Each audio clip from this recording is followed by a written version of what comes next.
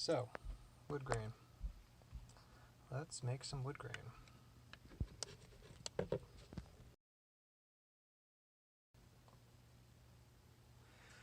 Alright, so what I did in the past, and I will include a link to the test example and the final example that I did on the Shinmusha Candy Coat Gundam, which is a samurai themed Gundam, and it has all these hand weapons that have wooden hilts. So, how do we make wood?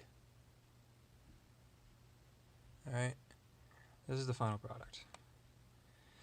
Okay, so what we started with was, this is just a piece of styrene rod I'm using as a demo, okay?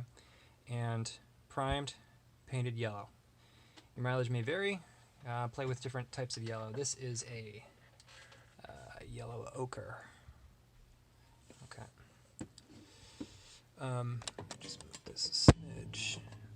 This is essentially a dry brushing technique with maybe a little bit of an oil filter to it.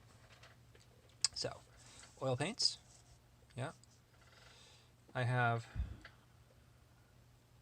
red ochre. Get off it. Get off it. Get off. Red ochre. A little burnt umber.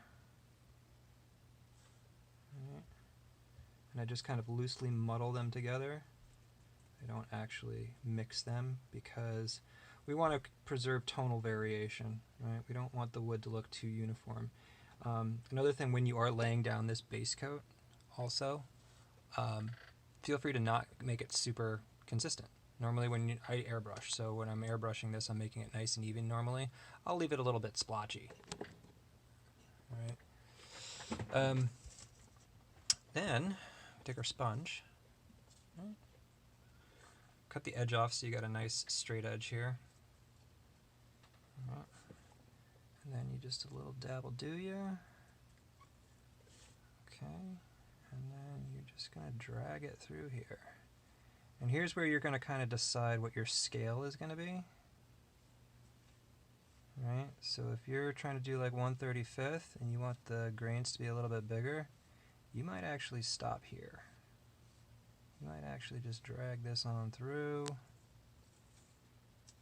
and be happy with that.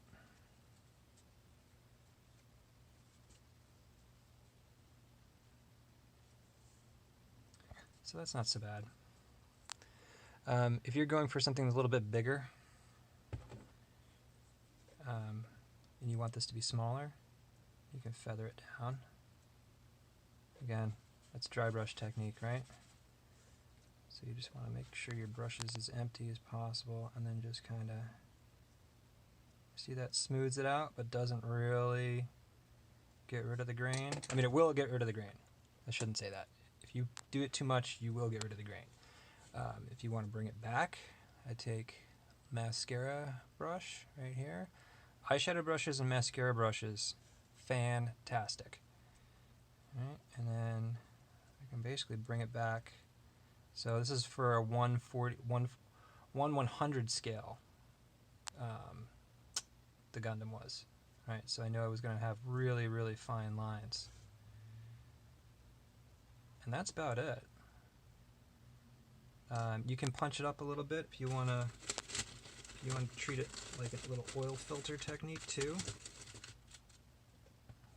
All right, you do like a little pin wash on there.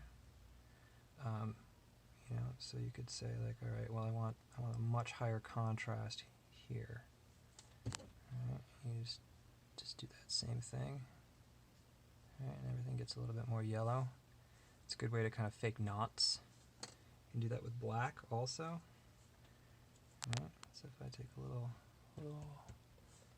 dab, oh, that's a lot of dab. I don't want that much dab. So a little dab of black on there. All right. And then you take your brush and just